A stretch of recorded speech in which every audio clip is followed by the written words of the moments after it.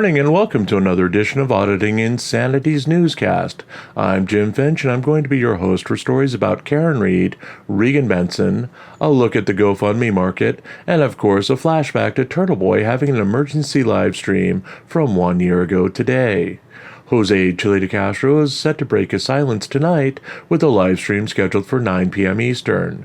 This being de Castro, it's sure to go live early and spoil all plans anyone has to deal with him in a managed look at his upcoming insanity.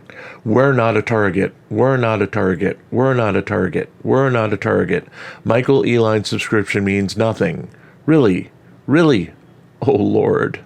On that note, let's dive into GoFundMe, the return of goose eggs. In a stunning development, no one won the GoFundMe crown for Saturday, with a combined $0 and 0 cents taken in for all of the campaigns, including our own ongoing expenses campaign, which went dead for the first time for the month. 7 days of goose eggs, of course, means the end of this column. While we're elated that it's day one of goose eggs, we're also in search of more crowdsourcing campaigns by First Amendment auditors to expand the list to provide a better view of the auditing world.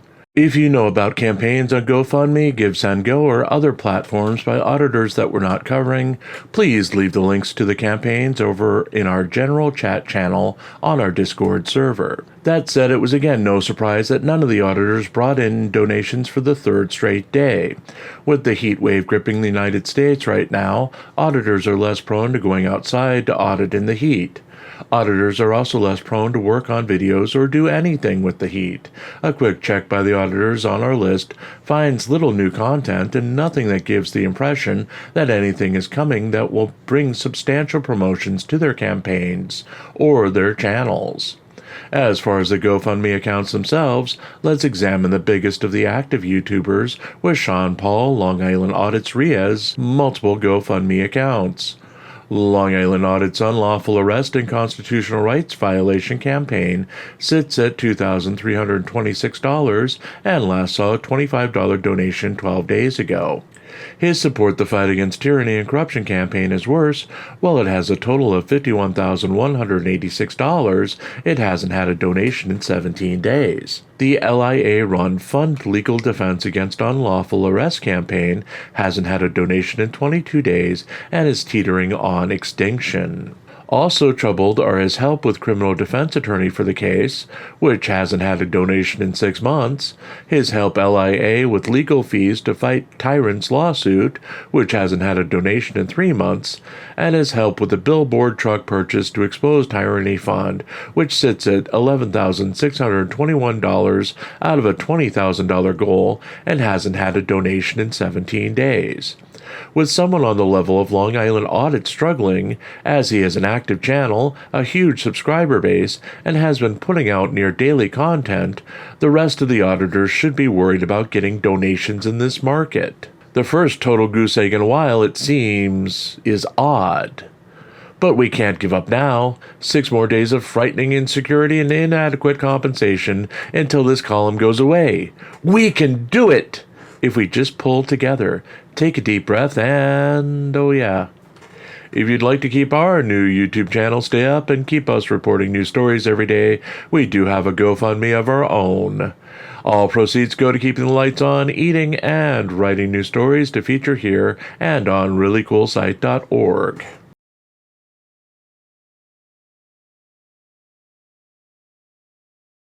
Prosecution answers Karen Read motion.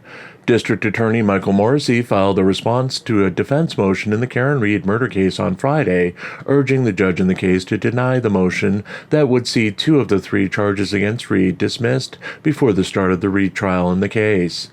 A mistrial was declared 2 weeks ago in the case, as the jury could not move forward on convicting Read of any of the charges beyond reasonable doubt. After Read's camp agreed to the mistrial, Alan Jackson, Read's lead attorney and rumored romantic interest, filed a motion stating that they had heard from multiple members of the jury that the jury had voted to exonerate Read of 2 of the charges. Jackson's campaign hit all the major pro-Read outlets and TMZ and Fox News with the word that her defense believed that Read could not be tried again on the 2 charges, second-degree murder and leaving the scene of a personal death/injury caused by the driver. The defense claimed that the mistrial was sudden, brief, and unexpected, even though there were 2 days of deliberations with notes from the jury that they were hopelessly deadlocked. Attorney David Ionetti argued both times for the defense in favor of the mistrial, claiming that the jury had enough time to deliberate to come to a conclusion that a mistrial was warranted. Morrissey argues that despite the defense claims of multiple jurors making unsolicited contact with them, the defense accepted the mistrial and no verdict was rendered by the jury. In fact, the jury being hung was the reason for the mistrial, and despite claims otherwise, the jury indicated that they could not complete their job and render a verdict. No affidavits or statements have been offered by the defense by members of the jury to back the defense's claims. The jurors' identities are also being kept from the public for another week due to safety concerns. Morrissey further pointed out that notes from the jury did not indicate agreements on the 2 charges that the defense is now claiming were unanimous decisions in favor of Reed. The notes indicated otherwise, that the jury was deeply divided and could not find a way to move forward in the case. The defense, when given a chance to inquire about the charges the jury was deadlocked on, declined to do so, according to Morrissey, and the defense pressed for a Tui Rodriguez instruction to force the jury into one more attempt to deliberate. After the mistrial was declared, the defense did not object to the hearings set to discuss the retrial, nor did it act to attempt to reopen the case until after the members of the jury supposedly came forward. Morrissey argued that the Commonwealth should be able to retry Reed on all of the charges as a mistrial was declared and accepted by the defense. He also argued that the defense's claims of double jeopardy cannot come into play as Reed's trial ended without a verdict. A hearing on the motion is set for July 22, 2024.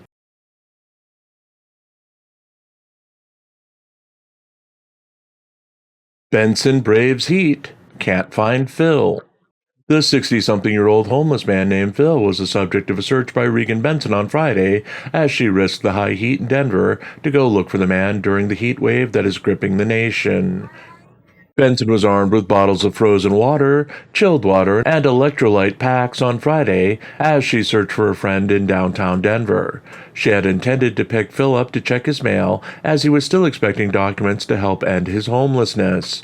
The YouTuber explained that Phil still hadn't received a copy of his birth certificate that he had requested several months ago. He was also awaiting a replacement copy of his Social Security card.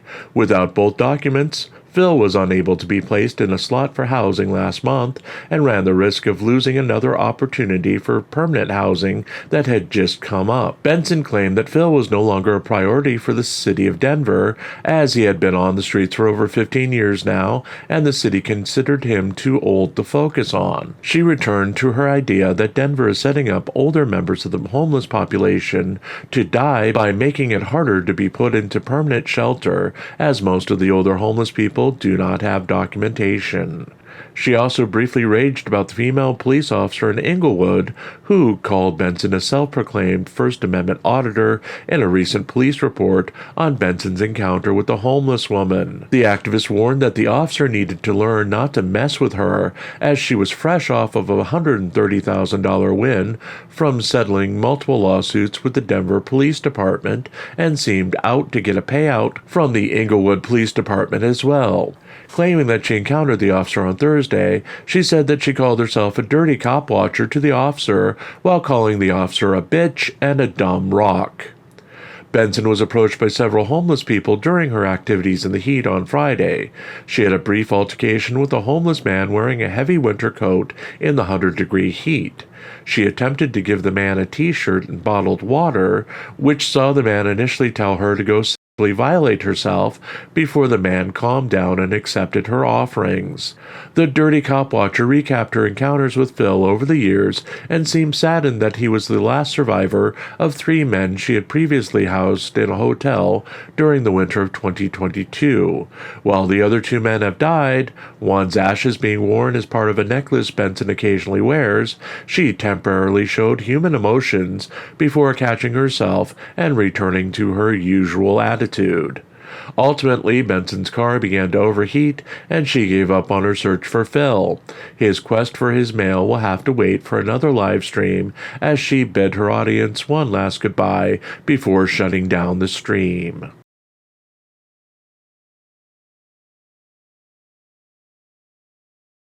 Flashback July 14th, 2023, Turtleboy holds emergency live stream. Turtleboy Aiden Kearney held an emergency live stream Friday afternoon to address rumors posted in the Justice for John and Karen Facebook group, T-shirt sales in support of alleged murderess Karen Reed, and his involvement as a witness in the case.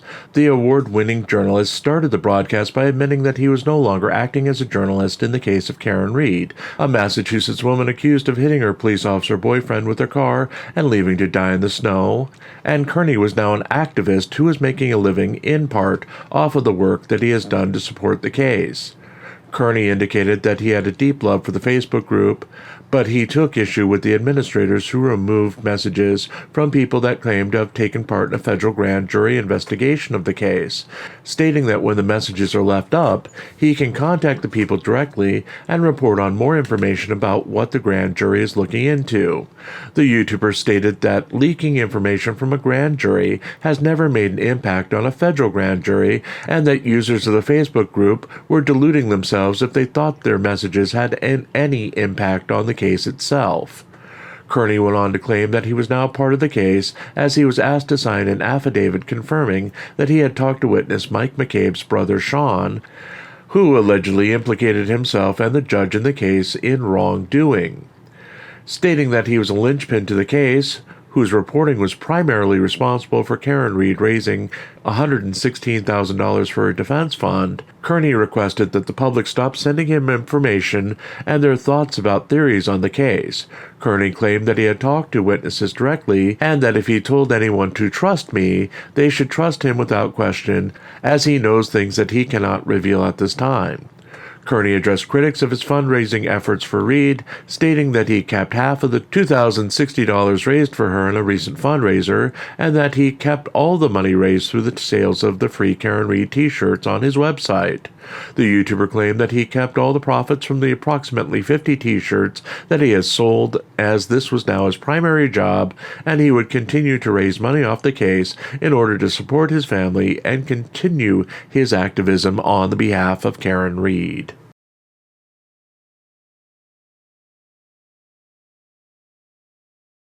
I'm still under the weather as I write this at 1:33 a.m., having experienced a long day on Saturday and craving fast food unmentionables at this point in time. I'm trying a new pattern, staying up, finishing reviewing the source material for articles, and then going to bed shortly after I finish the articles and feed the cats.